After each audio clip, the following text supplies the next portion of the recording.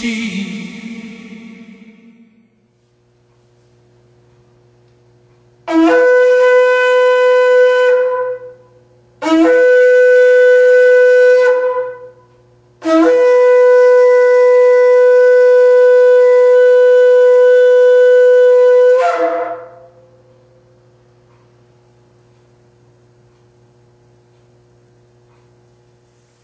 Please give the reference for the command to assemble on Shabbat. The scriptural reference. I did not bring my concordance with me. You have a concordance, don't you, in your Bible? Who else has a concordance?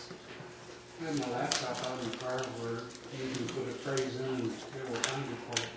Okay. I can do that on my phone. I can, seriously. Concordance on your phone? Sort of. Obviously, whatever program we use like that is not going to use Shabbat and words like that. But I think in the Well, I have the complete Jewish Bible in here, so oh, you do. they would probably look up Shabbat. Okay. Well, look up Holy Convocation because that's the way that it speaks of it.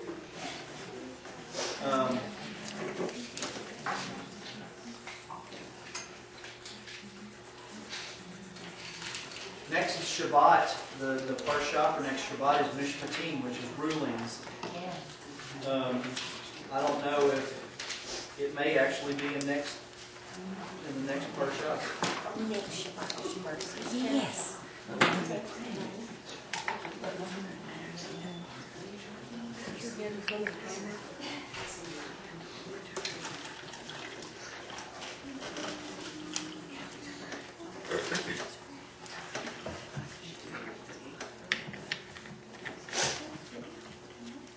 Well, it does, at least it repeats in chapter 23, Verse 3.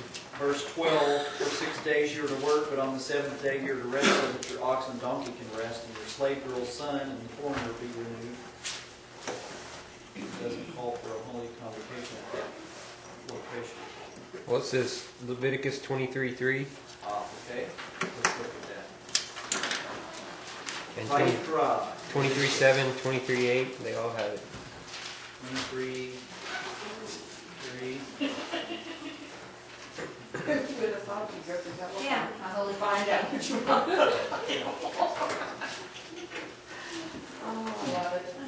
Vayikra, Leviticus chapter 23, verse 3 says, work is to be done in 6 days, but the seventh day is a Shabbat of complete rest, a holy convocation, which means, the word convocation means to assemble. Okay? And of course, holy means sanctified or set apart. So this is a special, set apart time of assembly. You're not to do any kind of work. It is a Shabbat for Yahweh, even in your homes. It again repeats that in verse 7 on the first day. No, that's talking about Pesach. Oh. On the first and the 8th day, you're to have on the 7th day, you're to have, first and 7th day, you're to have a holy convocation. 23:8. Also said. 8. Yeah, again, that's still talking about. Oh yeah, Pesach. Passover. Yes, ma'am. One point, because I've read this before, and it talks about a weekly Shabbat being a holy convocation, and it's not the same, it uses the same verbiage, the same expression when it talks about these holy days and these moedim being a holy convocation. To me, what that says is that every Shabbat is that holy unto the Lord, that they're on an equal standing as far as keeping that holy. Is that right or wrong? It is right. They are very important. The Shabbat, and they teach it like this in Judaism, and it's the truth. Shabbat is the leading moed. Yeah, it's not what we tend to do is separate the weekly Sabbath from all the other Moedim, but they're all together, and it is the chief Moed. Just because it occurs on a weekly basis and not at just some certain special time during the year doesn't diminish it in any way whatsoever. Would that have to do right there that he listed it first? And then he's doing, Well, yeah, but that's the and you'll notice that throughout the Scripture, if it talks about the Shabbat in conjunction with the other Moedim, that the Shabbat is going to be elevated to a first place.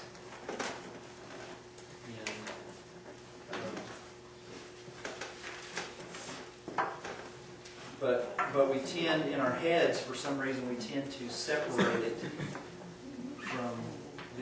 from the feast days. Anything else? Any other question or comment in regards to that?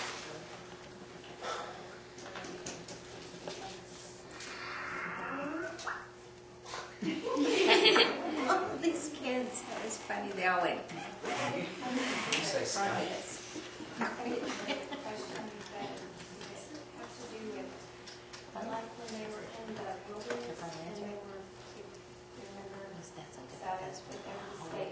Well, the question was actually very simple. It just says, please give the reference for where it says to assemble on Shabbat. I was just wondering if it was, at the beginning, they were in the business and they want to go out and get everything, and so when they went together and whatever.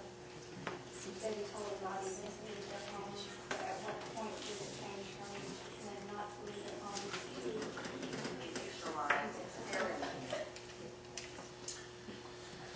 Well,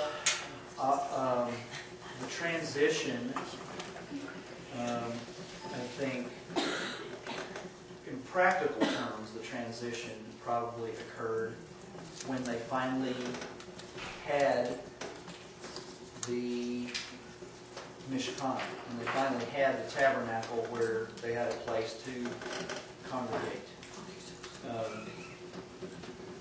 At this point in time,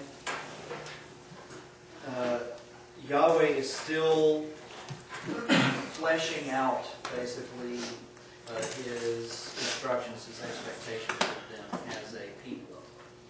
And they didn't necessarily, like the rest thing, we know that was an issue immediately, like you said, because people went out and the guy went out and gathered sticks, and he ended up losing his life because of it.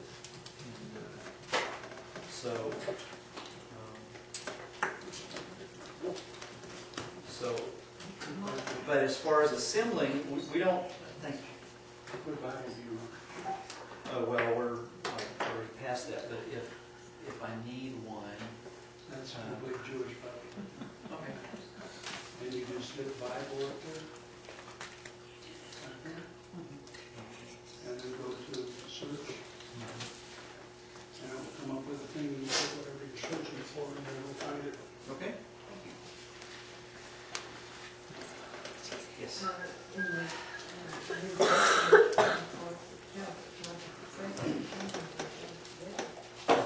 It's easier, I got 50 Bibles. But the command in the Brit Hadashah not to forsake assembling together, there's no day specificity to that. I'm sure that it implies any and all times where God instructed for His people together. But I think it goes beyond just that. It even goes on to say that we need to do it more. So it would indicate, as we get closer to the end, it would indicate that we're going beyond that our times of gathering together goes beyond just the feast days and just Shabbat, being together on Shabbat. That we actually need more fellowship and more time with one another as the days go by. That's why we do things like game day. We at one point in time we had a prayer time in our home on the weekdays, but it ended up becoming a time when we only had one other person besides ourselves show up, and so we just took that as an indicator that the season for doing that was up, at least for that time, and we may start doing that again at some point in the future. But anyway, we need to be with one another. We need one another. So, did I actually answer what you brought up or not? Not really. Not really. Okay. I just kind of wondered if at some point, if there was a specific point in time when it's like, okay, we're going to change from, this to this, and if that is recorded somewhere. I don't know of any specific place in the Scripture where it says, up until this point in time they did it this way, and after this point in time they did it another way. It seems to be more a progressive thing until we have the Mishkan, the tabernacle. It becomes a more regulated kind of thing then. So my understanding is that's when there really was a significant change in the way they did things. That was finally corrected.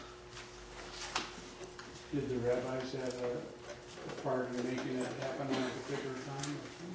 I think so. Because, we're talking about long before there was such thing as a rabbi.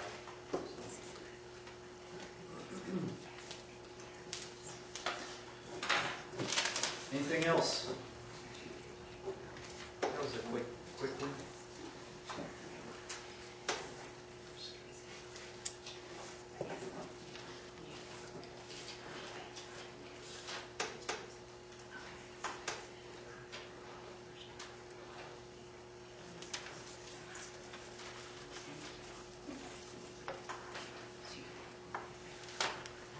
All right. Here's the question as asked.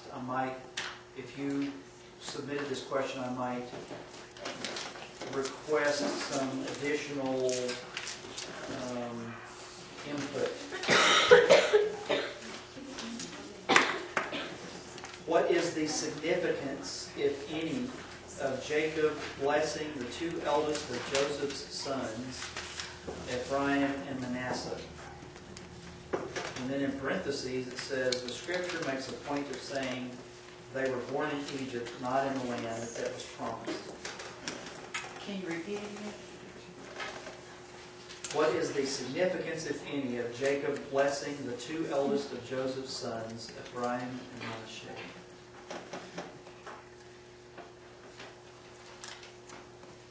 I think it's a little bit because these are mine, even more that you have are yours, but these are counted as my sons. And he blesses them and he blesses other. Well, there's both prophetic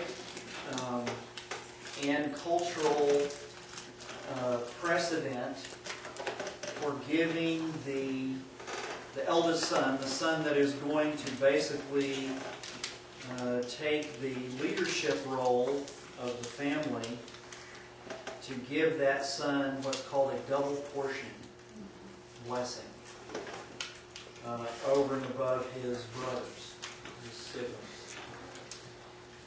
By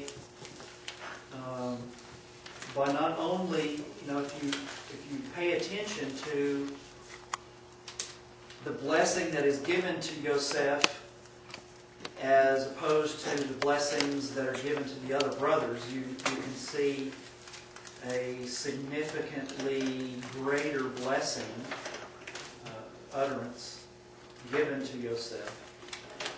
But also, by blessing Ephraim and Manasseh, he was able to bless two for the price of one, I guess. In other words, Yosef was one person, but his sons were two. And in those sons, by blessing both of his sons, then the offspring got a double blessing. The offspring of Yosef got a double blessing. And we know that it plays out also in the future, in that one of the tribes of Israel is rejected by God because of behavior, and that's the tribe of Dan. And it ends up that Ephraim and Manasseh, I don't know which one, I guess Manasseh would basically take the place of Dan, and Ephraim would take the place of Yosef. But you see Dan being left out of the list, and Ephraim and Manasseh in the list later. So,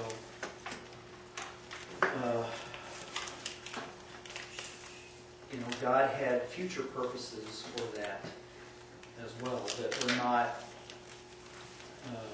immediately apparent at the time when Yaakov blessed Ephraim and Manasseh and said that he was taking them to himself as his own. He was acting prophetically at that moment in time. I don't know that he actually really necessarily fully understood himself why he was doing what he was doing. He just had the unction from God to do what he did. The whole crossing of the hands thing. When the natural pose, when you receive the blessing from your forebear, was to be in a kneeling position with your head bowed and your eyes closed. And we know that that was the case with Yosef at the time when Ephraim and Manasseh were being blessed, because he didn't catch right away what his dad was doing. It wasn't until his dad was already in the process of pronouncing the blessing that Yosef must have looked up and seen what his dad was doing, and then tried to stop him and said, "No, don't do it that way." And Yaakov resisted. It says that when Yosef tried to remove his hands from their heads, the way that he had his hands on them, he resisted Yosef and said, "No, I know what I'm doing." But it had to have been the Spirit of God on him, causing him to do that, because under normal circumstances, there would be no reason to do it that way. Yes? I've always wondered too about the part of that scripture where it says that when Yosef brought his son to be blessed by Jacob, it says he brought them out from between his legs as though they were little children, but we know they were men, and I kind of wondered what that meant. Yeah. There are, and we have a book at home I have not had the opportunity to actually take a look at, but it's a book that supposedly deals with what are called Hebrewisms, colloquialisms in the Hebrew language that, and I don't know whether it has that particular one in it, but there's a lot of statements like that in the Scripture that, from our standpoint, so many thousands of years in the future and disconnected from that culture and that understanding and the linguistic phraseology and all of those kinds of things. They made these statements at that time with the knowledge that the people of that time would immediately understand what they were saying or doing. It might have been an action. And but now we read it and we're clueless as to what it actually means. But there is, like I said, we have a book that we were just given recently that deals with those kinds of issues. And again, I don't know whether it has that particular one in it or not, but that's been something that I have puzzled about myself.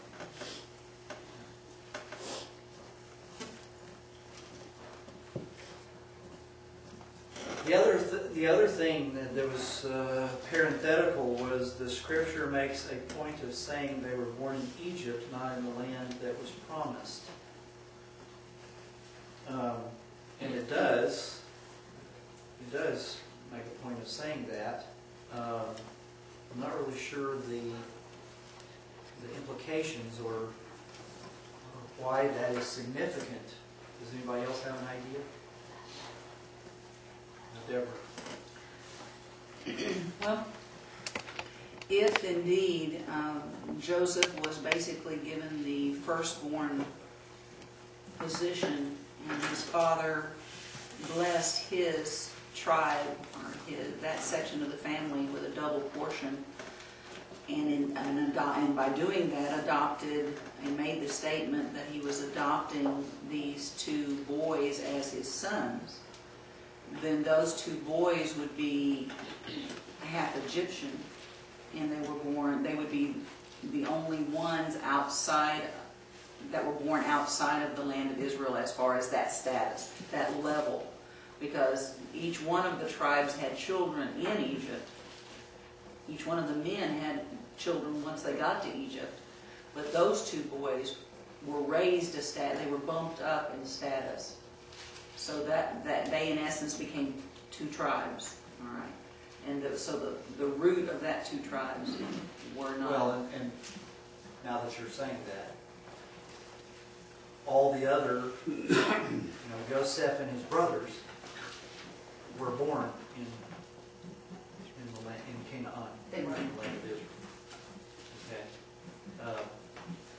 Whereas Joseph's sons were born in Egypt. Well, they were born in Laban's backyard. Most of them. Yeah, that's right. Actually, Rachel bore Joseph and Benjamin on the road, didn't she? Yes.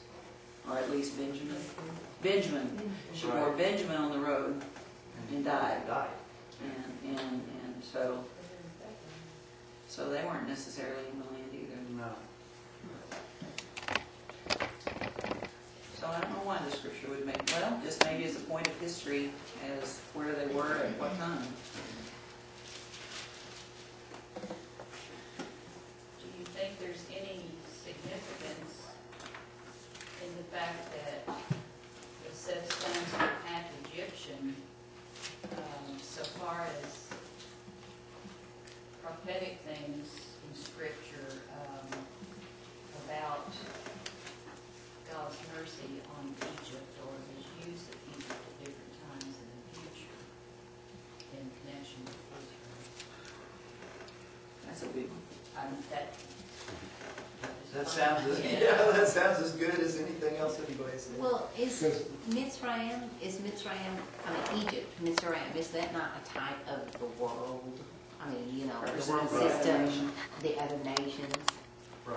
Could it be a picture of God's desire, opening the door to the Gentiles? Very well could be. Through, because that was a mystery that Paul says there since the beginning, and I don't know. Well, I think it's a mystery to me. You know, we have record of Adam and Chava.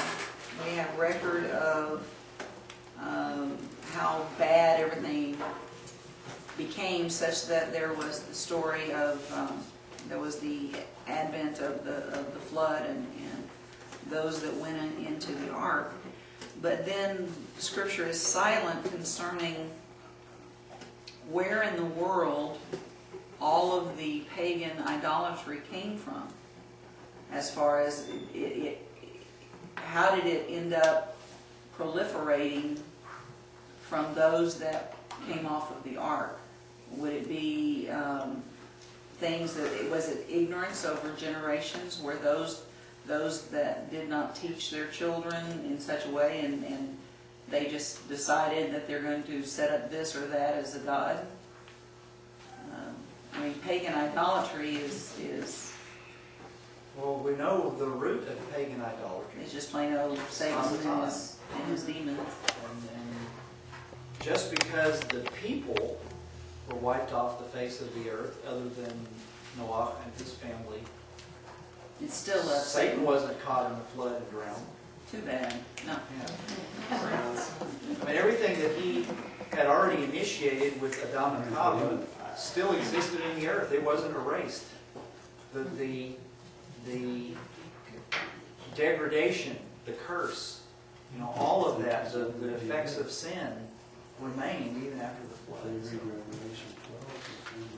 every human being, and you know this, every human being, as we always talk about, every human being stands before the tree of life and the tree of the knowledge of good and evil, constantly choosing which fruit they're going to eat of at any moment in time. And that has been the case from the beginning. And so, with evil in the world, every human being has the potential of going right back to the vomit. Doesn't Scripture, or at least in the Hebrew mindset, don't they refer to that thing inside of people that is unredeemed, that as an evil inclination? Evil inclination. As long as there's that evil inclination and there's this tempter out there, and if they come into agreement, there's going to be evil here because it will manifest itself as a fallen state. So, evil inclination. It's got, yep. Yes, sir. Yes. And then God, in the same token, has put a drawing in a Jewish person to come to him that might be all people don't have. I mean, they can't totally run away from God totally all the, you know, sooner or later. Because there's a calling. Yeah, they're going to come back. Well, you can't forget the fact that Noah was the one that was found that walked with God, and that his sons got to come along. They didn't say that they were righteous, so they brought all the negative things with them. All the memories. But the thing about the children being born and the scriptures making mention that they were specifically born in Egypt, and the fact that he adopted them is the reason that I'm here. Okay. Otherwise, it would still be just by lineage. The grafted in, original grafted in. And the fact that he crossed his hands and blessed, gave the double portion to the younger one rather than the older one, so that it didn't follow, you know, father to firstborn and so on and so on. So that gave me hope. Yeah, really. Yeah, you remember several years ago at Baruch Hashem, Marty doing a message about the second in line, how consistent that was throughout the scripture, how the second in line is, the blessing was supposed to go to the firstborn, but how many times the secondborn was the one who actually received the blessing. It was amazing to to see how many times that happened throughout Scripture. It's almost like sometimes the second one wants that more than the first one did.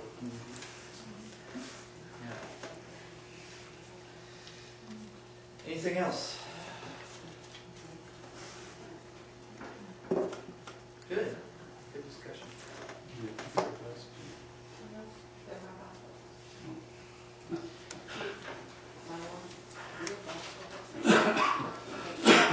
Have you ever told you you're forgiving? No, he doesn't.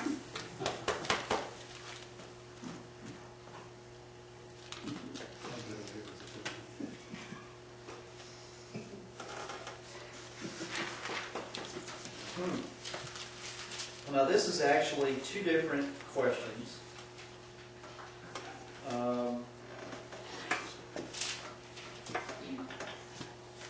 Both. This should lead to a lot of discussion.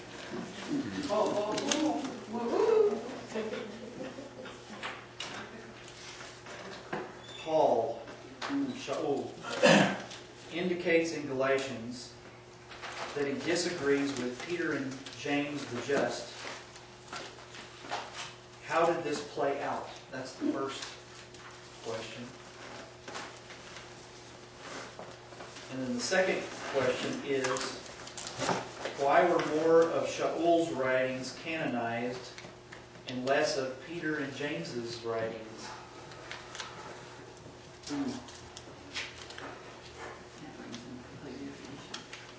Let's see if we can find the passage in Galatians first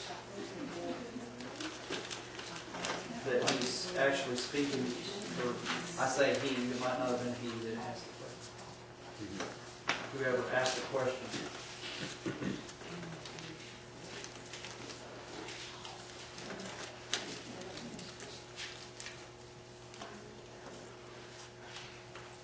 All right.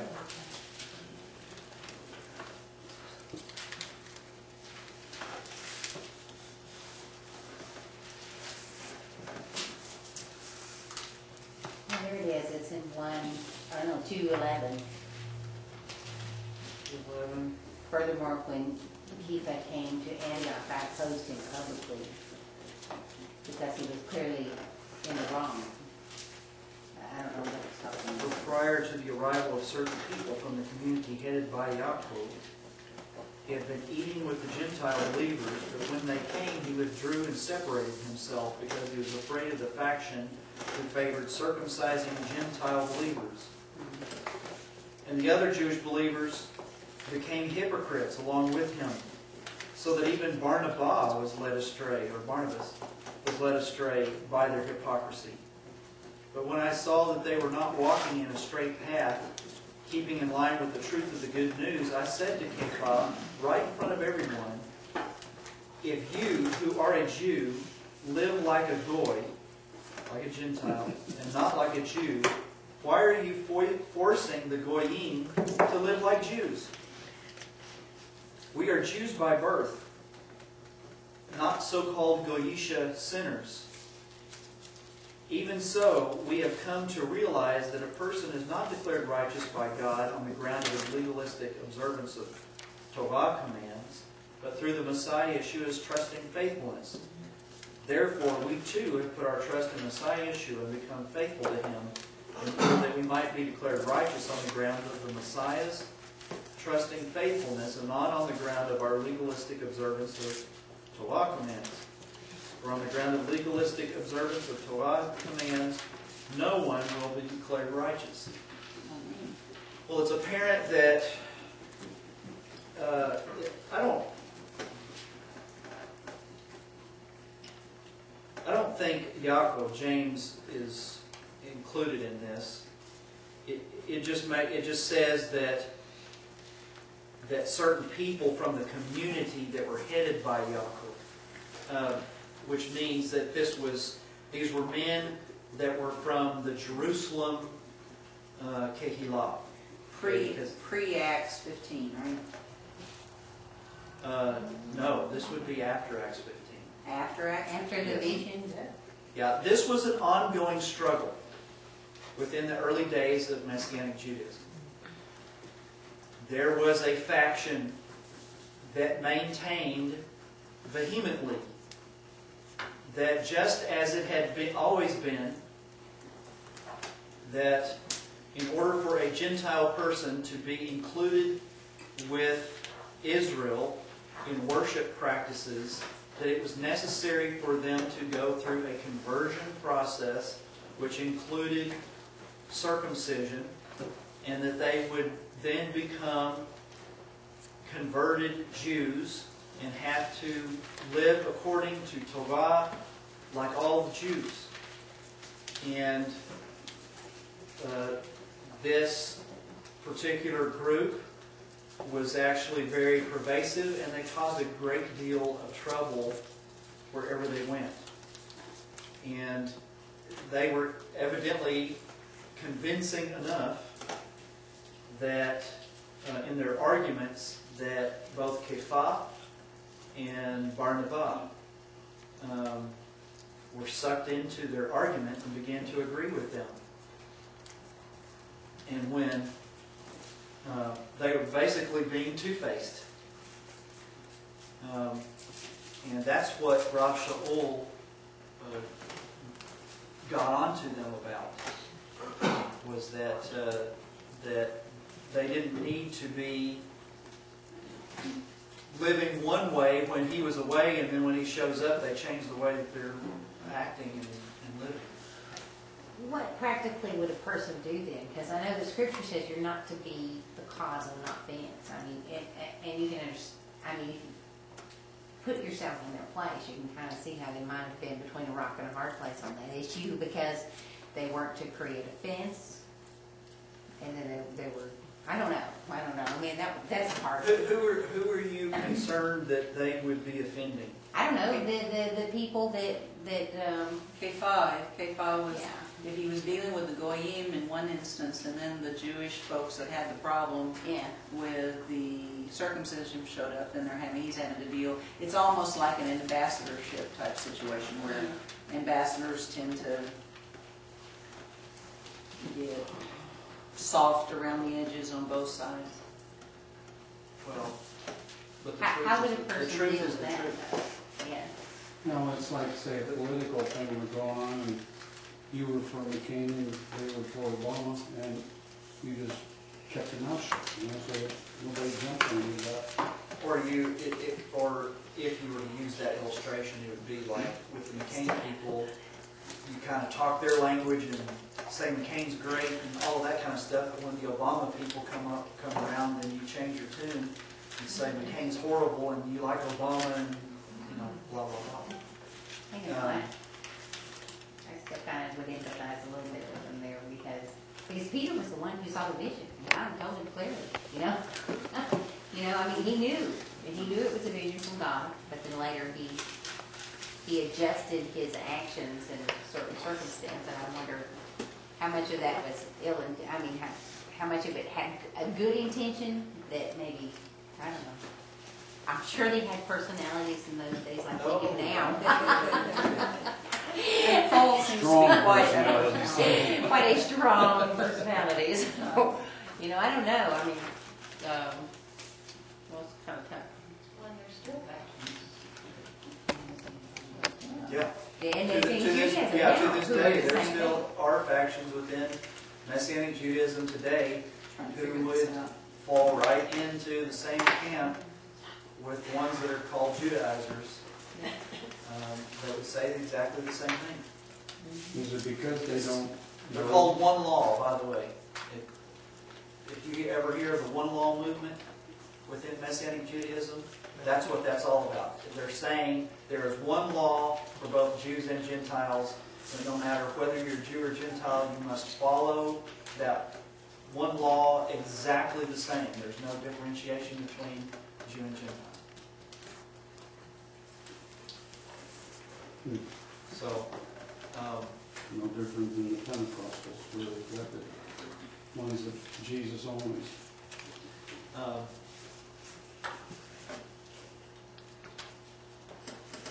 which But then again, you have where they said the Gentiles only had 4 rules to follow, and you said there's synagogue on every corner, and they can go there and learn Torah.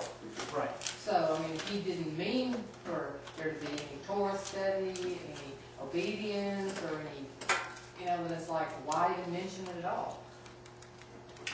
Well, again, this is so difficult. We talk about this so much. Is the number one what we define as Torah, T-O-R-A-H. Okay, what we define as Torah ends up being a constellation of meanings, all wrapped up in that one concept, and that constellation meant different things. Now it's just like the question, who is a Jew? As far as land in Israel, who is a Jew has a highly specific criterion, because they are going to actually get money from the government. Okay, so it's like going down and trying to qualify for welfare. You got a little, you and I might know that, hey, Jane on the corner is broke and she needs money, okay? We know it. We don't have to write down all the particulars about how to prove it to a government agency. A legal definition. We can just help her. I think it's the same thing. We are supposed to have, as Gentiles, we are supposed to have the tutelage of the Torah. And that tutelage of the Torah is going to change our life. And it's going to change our behavior. But then from a Jewish standpoint, they, through historic documentation, have this constitution, which is the Torah. Okay? And that is a legal national constitution, which is the Torah. And that's a different category. And so we're in there, but there's differences. It's messy. That's why we're Messianics.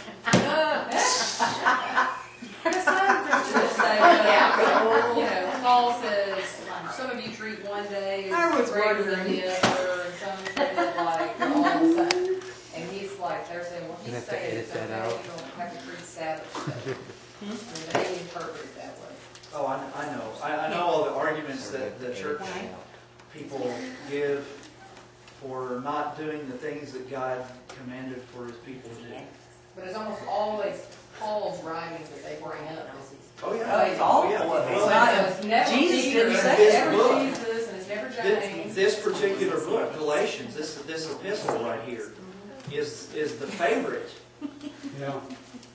to be used to try to say that everything that was instructed in the Torah is no longer, you don't have to do it. There's a book at home. It's for any of you that are more intellectual than I am, I would recommend reading it so you can tell me what it says. But it's called The Irony of Galatians, and basically it's talking about Paul's writing style, and that he was employing a certain rhetoric that was prevalent at that time, again, that was known at that time as being ironic. It would be like how we would look at some of Shakespeare's writing when Shakespeare is saying, well, duh, So we look at Galatians, we don't understand the humor, we don't have the idiom, we don't have the irony. Irony is very complex to understand when you go across cultures.